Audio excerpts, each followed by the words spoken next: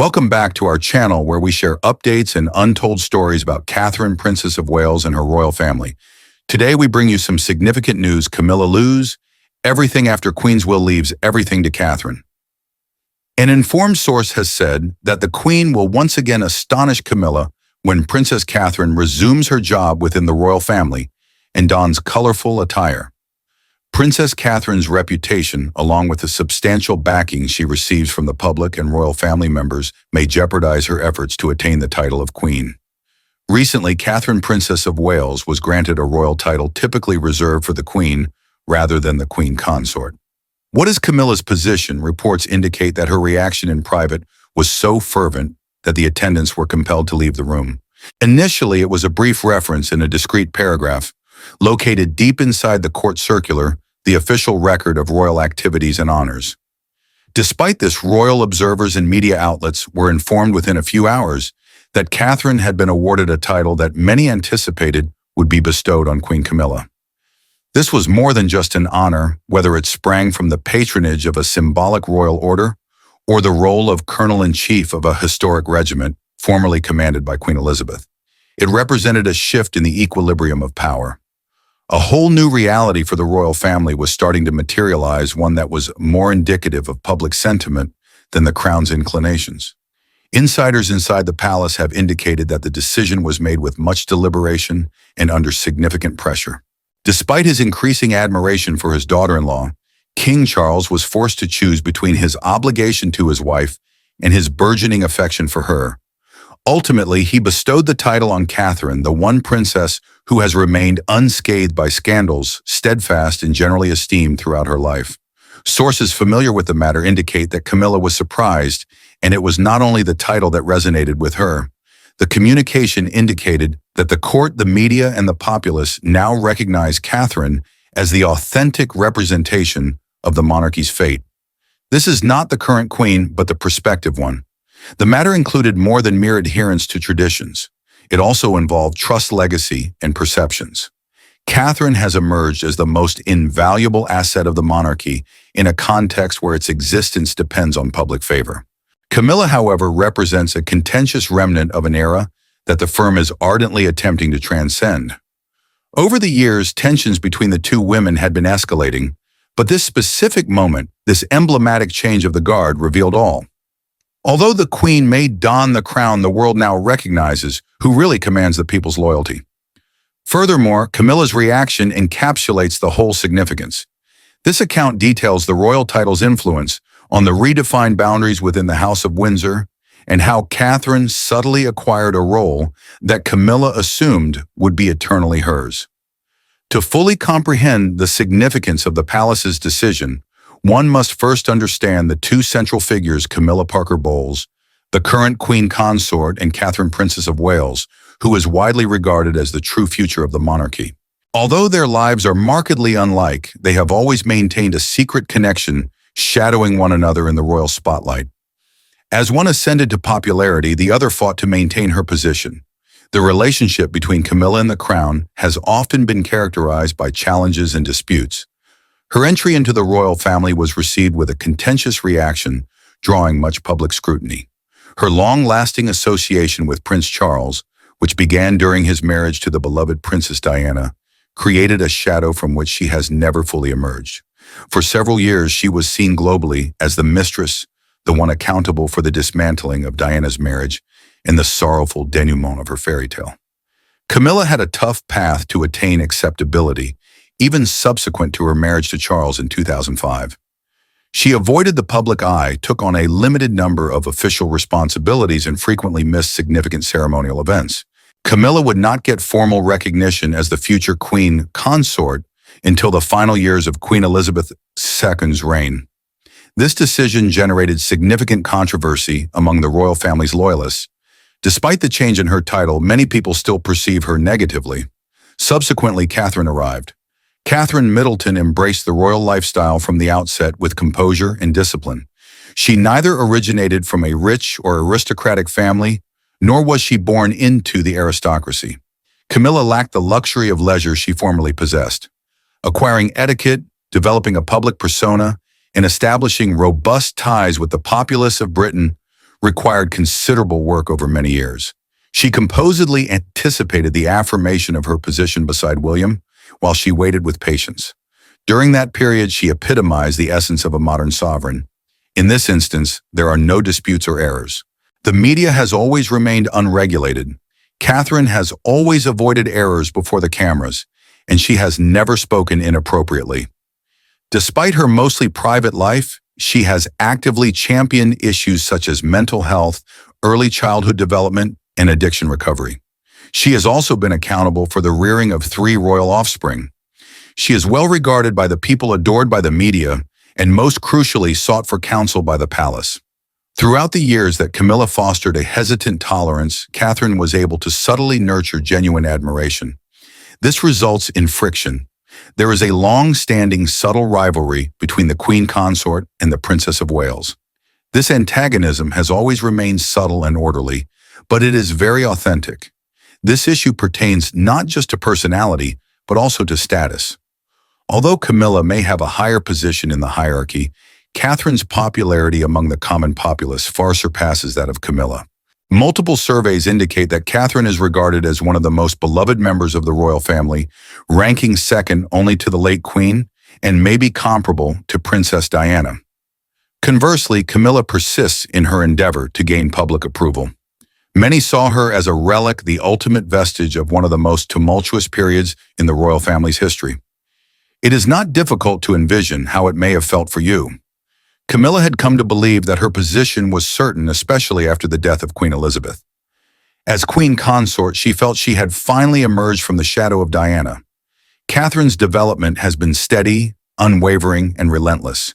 She doesn't compete or assert herself. Instead, she simply makes an appearance and captures hearts. The disparity between the two ladies has never been more evident than it is now, since the palace has conferred upon Catherine a title that by all indications should have been granted to Camilla. One woman married into power and devoted her life to elucidating it, while the other, who received nothing, achieved success by her efforts. The recent move by the firm has clarified that the Princess of Wales, rather than the Queen Consort, is accountable for the monarchy's destiny. While Camilla now dons the crown, Catherine will shape the future, and for the first time, the palace acknowledges this reality. The proceedings started with an enigmatic letter contained in the court circular. There was neither a press conference nor any hoopla, nor were images captured of jubilant courtiers. A brief announcement indicated that Catherine, Princess of Wales, had been appointed Colonel-in-Chief of the Grenadier Guards. The Grenadier Guards is one of the most distinguished regiments in the British Army, rich in royal tradition, and it had been widely expected that Queen Camilla would assume leadership of the force. From the viewpoint of an average reader, it seemed to be a ritualistic shuffling. Individuals well-versed in royal history see it as a pivotal event, since it communicates a definitive message about the monarchy's current perception of its most prominent female leader. The Grenadier Guards have a long-standing association with Prince Philip, who presided over the institution for more than 70 years. After his death, the office remained symbolically vacant, with Camilla, now the Queen Consort, emerging as the most likely successor. Previously, she would have received such a position without further deliberation, but this time it didn't happen. During a confidential conference held some weeks before King Charles, palace officials and top military advisors concluded that Catherine, rather than Camilla, should receive the distinction. Catherine's ability to win the troops and the public's affection, unlike Camilla, was the reason for this choice. Insiders assert that turmoil ensued despite the king's personal endorsement. Presuming the job was hers, Camilla had appropriated it. She had already begun preparations for the uniform fittings and had planned appearance dates with the guards. Subsequently, the phone call occurred. It was brief, cold, and direct. Catherine was chosen as the victor. Furious eruptions occurred behind closed doors. Aides described Camilla as visibly distressed, her tone harsh and incisive. She believed she had attained the pinnacle of royal power as Queen Consort, yet her decision revealed to her, in the global audience, that the monarchy's public representation now resided with another. The Grenadier Guards embody the nation's strength, fidelity, and pride in its tradition beyond their role as a mere unit. The palace bestowed upon Catherine a piece of royal history not intended for her. Nevertheless, it was an excellent match. Catherine had surreptitiously participated in military activities engaged with veteran organizations and captivated commanders with her genuine enthusiasm for the armed forces and her desire to serve in the military. Her army esteemed her, the media revered her, and the general populace placed their trust in her. Notwithstanding her status, Camilla had never succeeded in forging a comparable bond. The crest was not only a uniform, it was a declaration about the future representation of the monarchy and the lady whom the firm believes is most adept at upholding the crown's legacy. Catherine diligently sought to secure the job instead of only seeking it. By conferring it upon her, the palace clearly indicated that old criteria of seniority and formality are insufficient. The populace is paramount now, and they have stated their desire. Queen Camilla's reaction was swift and explosive, unfolding behind the palace's immaculate facade of marble floors, meticulously polished uniforms, and carefully managed smiles. It has been claimed that confirmation of the decision was provided to her at a private meeting with one of King Charles's senior advisors, according to several palace officials. Upon hearing Catherine's name, her disposition changed markedly. An assistant said that the silence was so acute it penetrated the atmosphere. Subsequently, the eruption occurred. Camilla said, "She has appropriated what was mine?" Her voice quivering with astonishment and fury. She had been strategically biding her time, bearing the murmurs, and anticipating Charles to reinstate her public standing for years. Now, just as she began to feel secure, she was being marginalized by the lady who had consistently threatened her position in silence. Camilla saw the shift in popular sentiment. Catherine received admiration upon each engagement. The way people gravitated towards her as she walked by, and the trending hashtags online such as Nerving Queen Catherine contrasted with the enduring presence of Camilla, the usurper, in comment sections for years post-coronation. Catherine felt more confined as she was granted a title deeply connected to national pride, royal lineage, and the legacy of Queen Elizabeth and Prince Philip. An assistant reportedly overheard her stating, "Despite all I have accomplished, they continue to treat me as though I am an outsider," her gaze becoming frigid. On that day, the Queen neglected an evening appointment and canceled 2 afternoon meetings, citing fatigue and a prior commitment. Furthermore, King Charles did not contest the verdict. Camilla expected her husband to resist any actions that might tarnish her public reputation. Nevertheless, sources indicate that Charles maintained a resolutely neutral stance, asserting that it was the right decision for the family. Subsequently, Camilla purportedly conveyed her grievances to a confidant by telephone, asserting that the palace was orchestrating her downfall to facilitate the ascendance of the next generation. She erupted with fury, stating, "They desire Catherine to assume the crown in all but name. Furthermore, they expect me to act before anyone else becomes aware." According to her close associates, she has never felt more betrayed. For an extended period, she had been contending with Diana's influence, societal scrutiny, and the tentative approval of the firm. Just when she believed she had arrived at her destination, she was once again betrayed. The alteration of the title transcended mere symbolism. It compelled her to confront her vulnerabilities and highlighted that despite her designation as queen, she was never the people's choice. And abruptly, the palace began to act in alignment with that reality. Throughout Camilla's tirade, Catherine maintained her calm grace and quiet, as she often did. It was not a triumphant procession. There was no haughty grin, nor any proclamation. She just nodded and proceeded with her engagement when asked about her new title during the brief interaction. According to her acquaintances, she needed no words. This moment was focused on establishing a legacy rather than creating a commotion. Catherine, unlike many others who wed into royalty, never sought acknowledgement or consideration. She mastered the art of strategic silence, allowing her actions to convey her intentions. Informed sources indicate that she dedicated months to studying expectations and consulting former aides, historians, and military officials to comprehend the true implications of representing the crown. Elizabeth not only became William's fiancée upon his proposal, but she also became a scholar of the monarchy. Catherine redefined the essence of modern royalty via honesty rather than reinvention in the subsequent years. She infused warmth into hospital visits, elegance into humanitarian endeavors, and a serene authority into governmental matters. She was never political or performative. Catherine remained steadfast even when others faltered, stumbled, or resisted. Despite Meghan and Harry's departure, the Queen's death and Charles's challenging coronation, she maintained her calm, refraining from criticism and maintaining solidarity. The palace made a record.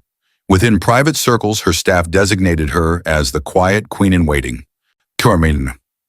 They regarded her as the most dependable figure in the monarchy, embodying stability and elegance qualities, reminiscent of the late Queen Elizabeth II. These traits have contributed to her current notoriety.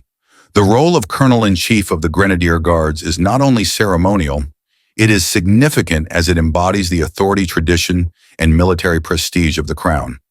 Catherine successfully cultivated genuine trust among the armed forces. She was an apt selection due to her steadfast dedication to military families, genuine engagement with servicemen and women, and her consistent presence at military commemorative events. Catherine received recognition for her accomplishments, whereas Camilla was not disregarded.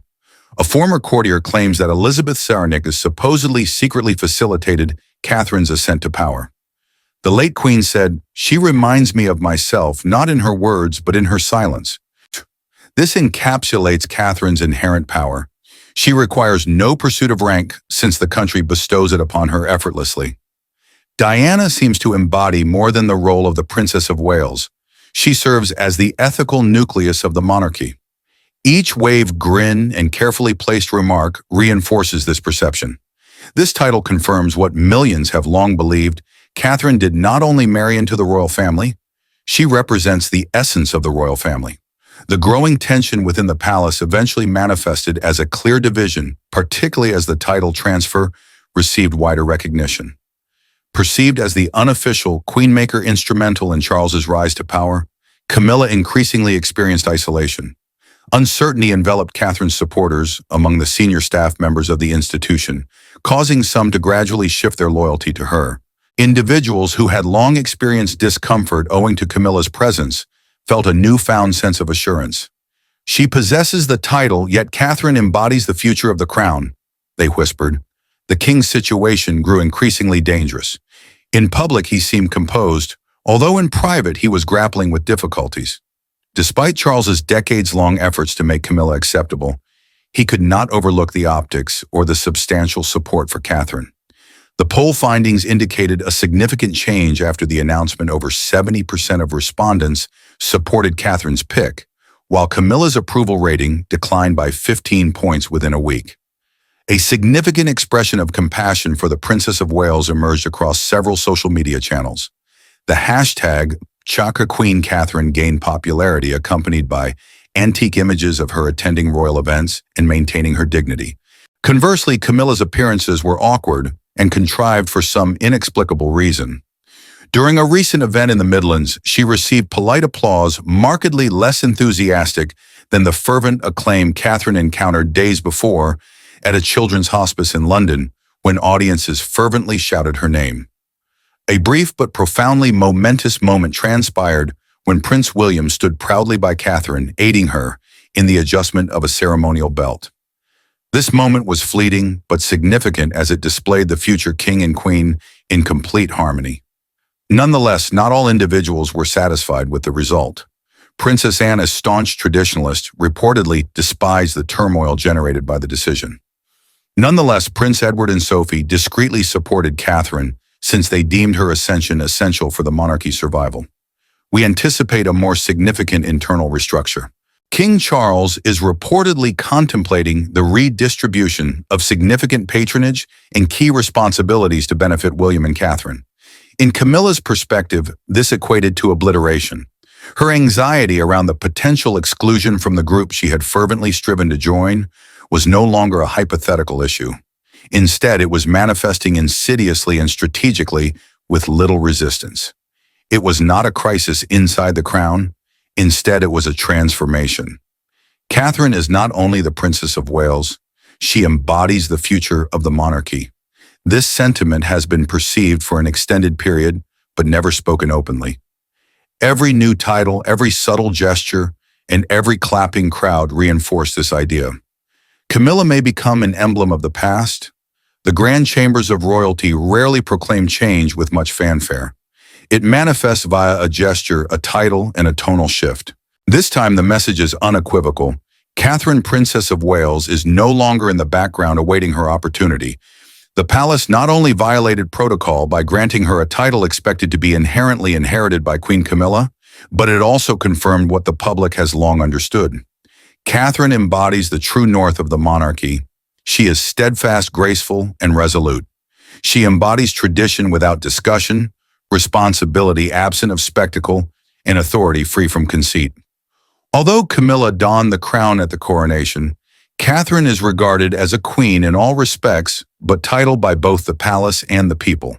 The populace crowned her not via a formal ceremony, but by trust, loyalty, and a profound love, reminiscent of the eras of Queen Elizabeth and before her Diana. Catherine had rightfully earned the attention. She never contended for it. Her work was acknowledged and celebrated when the palace conferred upon her that historic title. It constituted an acknowledgement of the inevitable. Camilla's legacy is at a pivotal juncture, as the institution she diligently strove to join is now progressively transcending her influence.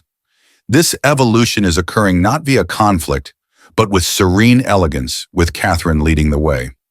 Historically, the monarchy has consistently mirrored contemporary society, yet the present era presents a distinct narrative. This narrative does not revolve around rivalry or historical wounds. Instead, it chronicles the ascent of a modern queen who attained power by her subtle, unpretentious fortitude. Although Charles remains the sovereign, Catherine has the pivotal influence over the future of the British monarchy.